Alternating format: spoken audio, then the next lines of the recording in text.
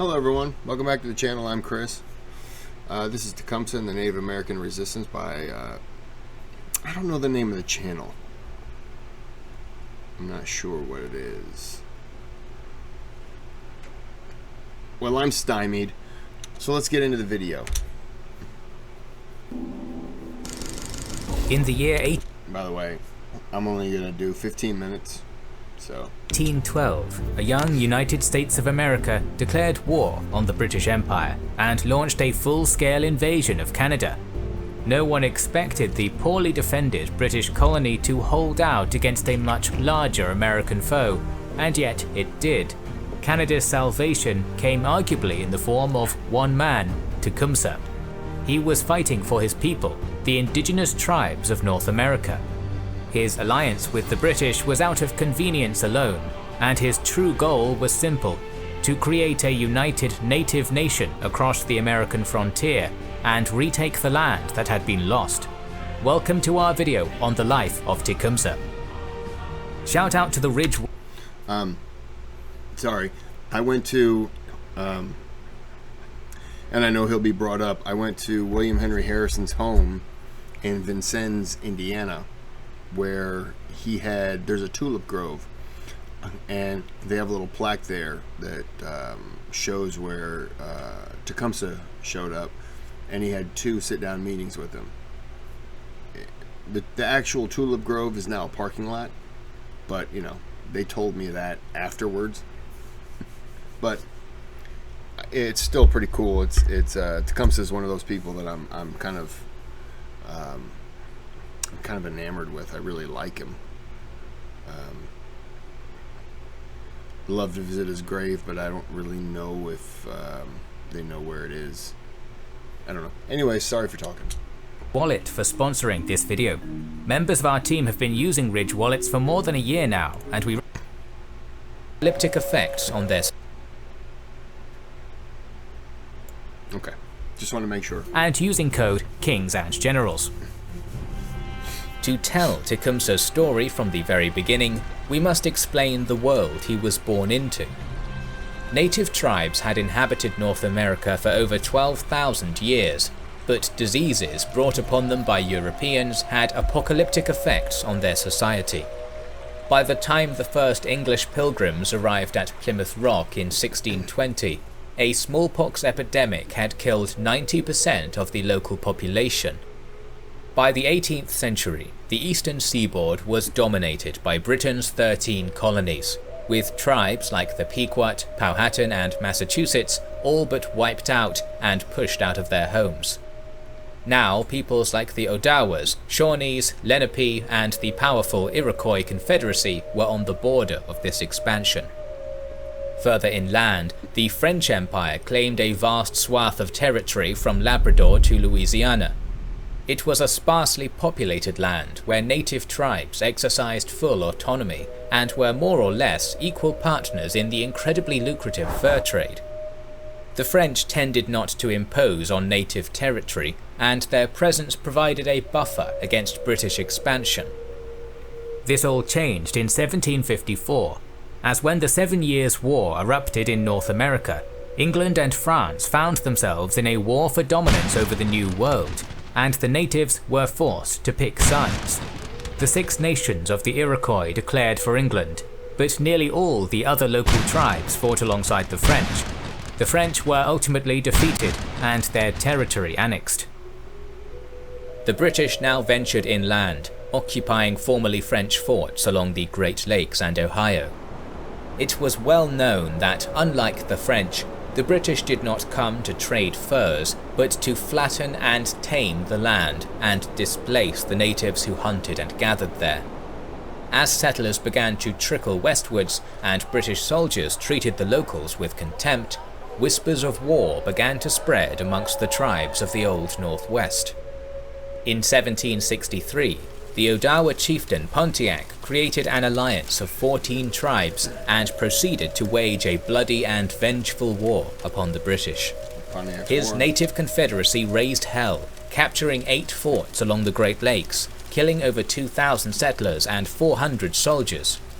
Pontiac's fierce resistance forced the British to pull back and reaffirm an earlier treaty in which the 13 colonies promised not to settle land west of the Allegheny Mountains. Peace was made in 1766, and the tide of expansion had been stemmed for now, but war would soon come to native peoples once more. 2 years later, the man fated to lead them into battle entered the world. In March of 1768, Tecumseh was born to the Shawnee people in a village along the Ohio River. It is said that upon giving birth, his mother looked to the heavens and saw a comet blazing across the night sky. This is where the child got his name, Tecumseh, the shooting star. Oh, that's The Shawnee had long been a wandering people, beset by conflicts with other tribes. In centuries past, the Iroquois had pushed them eastward from their old territory. They had settled in many places before coming to their present spot along the Ohio River, but turmoil and warfare would carry over into Tecumseh's childhood. In the same year he was born, the Iroquois sold land in Kentucky and West Virginia to the British. These were plains the Shawnee depended on for hunting, but when they voiced their protests, they were ignored both by the British and the Iroquois. So, when continental settlers began pouring westward into their newly purchased territory, Shawnee warriors prepared to defend their lands. In 1774, a 6-year-old Tecumseh watched his father, Puckeshinwau, and his eldest brother, Cheeseekau, partake in a ritual war dance before heading away to battle. They met their foe at Point Pleasant, a force of Virginia militiamen, who the natives called the Big Knives on account of the sabres worn by the colonial officers. Outnumbered and outgunned, the native warriors were driven back. As a result, the Shawnee were forced to relinquish their hunting grounds, allowing the settlers to move westward with impunity. Tecumseh's father was mortally wounded in the battle. With his dying breath, he beseeched his firstborn son to preserve the dignity of his family line and one day lead his younger brothers into battle. The news of Puckeshinwau's death devastated Tecumseh's mother, who was pregnant with the last of his children. It was no less hard upon the boy himself. Fatherless at 6 years old, his family was uprooted and forced to move west. Wow. That winter, his mother gave birth to triplets. Of the 2 that survived, one was named Lalawethika. Initially a useless layabout, the sickly boy would later have a profound impact on Tecumseh's life. A year later, the 13 colonies declared their independence from the British Empire, plunging the region into war and imposing a new threat upon native peoples. As the Revolutionary War raged between patriot and loyalist, many native bands now joined the fray on the side of the British Crown. Among them were the Shawnee, who sought to reclaim the lands lost to the now rebellious frontiersmen. This invoked the ire of the Americans, who responded wrathfully, sending soldiers into Shawnee lands. Before long, a large band of Kentucky militia were advancing upon Tecumseh's village. Still too young to fight, Tecumseh had fled alongside the women and children to nearby bluffs, while the warriors of the village tried to hold off the militia, to no avail. It was not the first time Tecumseh was forced to move, but this time he was there to see his village burn, witness. By the way, I'm sorry for not pausing a whole lot. I don't know much about his early life, so I'm just kind of soaking it in. So I do apologize, because I have nothing to add. Other than the shooting star thing was interesting. I didn't know that. Tecumseh. Seeing with his own eyes the destruction caused by the Big Knives. Never again would Tecumseh sit idly by while his people's land was ravaged. In the years that followed, Tecumseh began training to become the warrior his father had wanted him to be. His eldest brother, Cheeseekau, took full responsibility for his younger brother's growth, obeying his dying father's last wish. Tecumseh was taught how to hunt, how to fight, and how to live as a Shawnee warrior should. When he entered adolescence, Cheeseekau blackened Tecumseh's face and sent him alone into the woods to find his guardian spirit. Tecumseh fasted and meditated, and his spirit came to him. The spirit is it's a ladybug with an axe. in a vision. He never revealed to anyone what form his ethereal guardian took. That means I'm correct. He was embarrassed. Tecumseh soon matured into a strong, intelligent young man. Allegedly, he once slew 16 bison with only a bow and a single quiver of arrows. Damn. He also drew no small amount of attention from the opposite sex. The women of the Shawnee were very fond of Tecumseh, but he did not indulge in their attention, often brushing off their advances. Tecumseh's first taste of battle came in 1786. The young warrior confronted a host of Big Knives alongside Cheeseekau and a host of Shawnee warriors at Mad River, Ohio. When the Americans fired a musket volley across the river, Tecumseh's nerve broke and he panicked and ran. He had failed his first test as a warrior. Well, you're a teenager, dude. I mean, I understand being a warrior and all, but it's your first taste of battle and you're being shot at. I think you're allowed one or two little slip-ups. I mean, probably not in their world, but, you know, I understand. He was disgusted with himself and vowed to never show cowardice again. The following years saw Tecumseh come into his own as a capable warrior, albeit still in the shadow of his eldest brother. Continued conflict with the United States seemed inevitable. The young nation was burgeoning and hungry for expansion. Many tribes were resolved to do whatever was necessary to stop colonial encroachment onto their land. In 1785, this tension evolved into a prolonged frontier conflict known to the Americans as the Northwest Indian War. Rarely able to take on the US Army head-on, many native warbands resorted to hit-and-run tactics. By 1788, Tecumseh and Cheeseekau were involved in more than their fair share of skirmishes. Initially camped on the Ohio River, the two brothers and their band of warriors habitually raided the flatboats that traversed the busy thoroughfare. These boats carried food, provisions, and settlers, and their waylaying discouraged many from entering native land. During this turbulent period of his life, Tecumseh began to see the world in a new way. He was fighting alongside not just the Shawnee, but also Cherokees, Mingos, and Delawares. He began to see himself as a native first and a Shawnee second, and realized that his people would never be free of the yoke of colonialism. So he sees himself as a native first and then a Shawnee. So he's looking at all native American as his people in a way, instead of, you know, he's I had an example and it just, he's looking at I guess that would be like looking at American first and then looking at the world, or looking at, you know, you're looking at your people, which to me, my people would be the US instead of my family.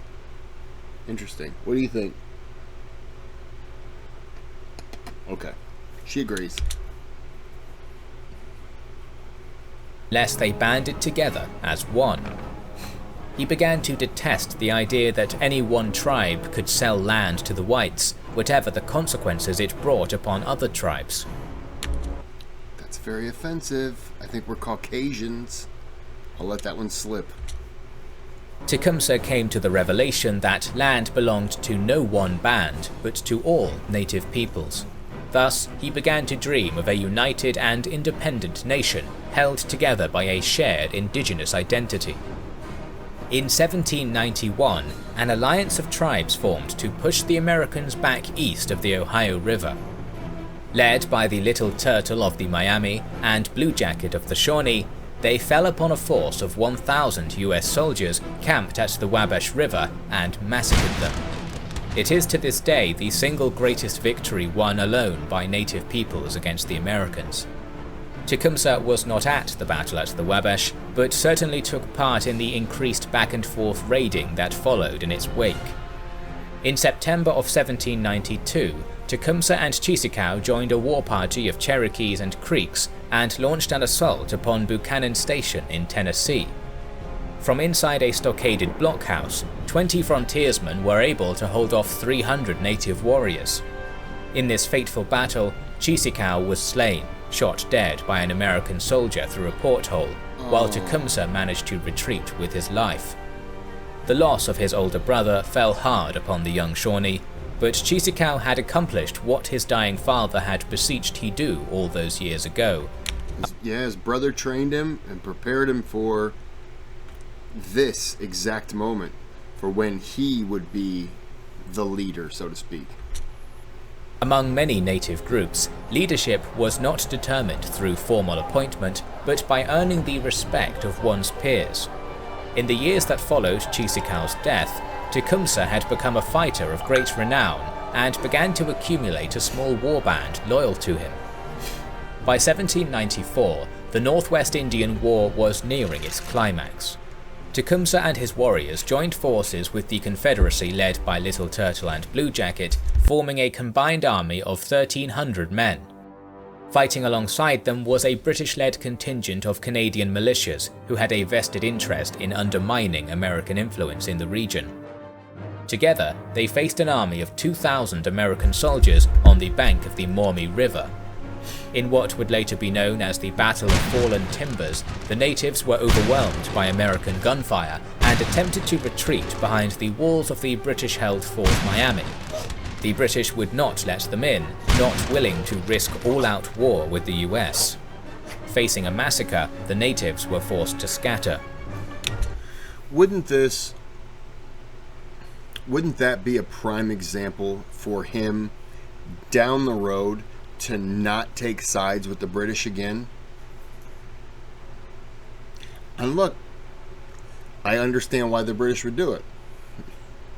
We're going to use you in a what's a proxy war. We're using you to fight and kill the Americans. You know, I mean, every country uses people in proxy wars.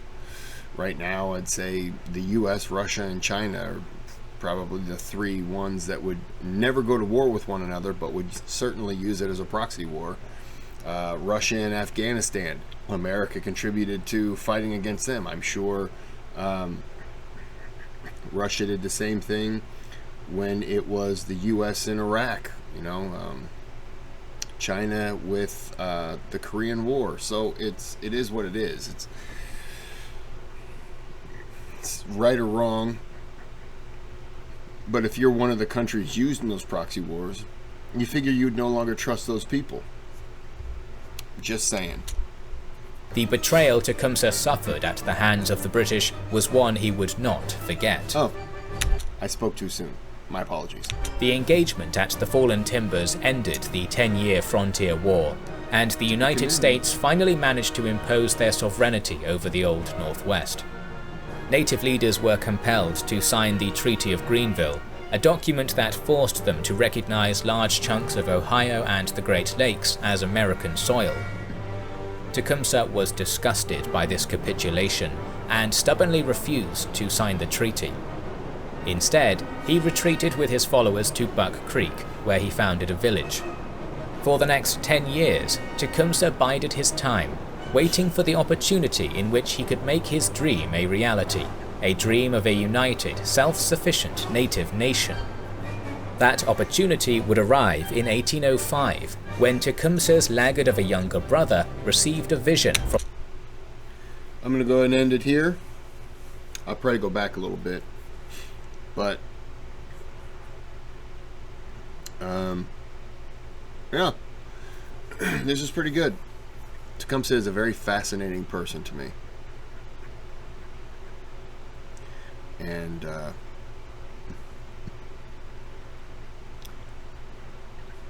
I think he's appreciated a little bit more. Obviously, he's appreciated a little bit more today by the government, people as a whole. I think I can understand why the people back then, the Americans back then, would have looked down on him. You know, he's native, he's not us, he's not white. Let's just say that he's not white. But I think there's something that's a massive a massive amount of respect for someone who, white, black, native, who views that what's happening is wrong and wants to fight. And I have a lot of respect for him. So anyways, I'm gonna end this here, but I do appreciate the view. Like and subscribe, or you're gonna be out, right? You're gonna be getting ice cream. Get it, and you're gonna go to a drive-through, right? Get some ice cream. And you're gonna be driving home, and then out of the blue, from the back seat, you're gonna be savagely attacked by a crocodile. I don't know how, but it'll happen. Have a good day. Have a good night.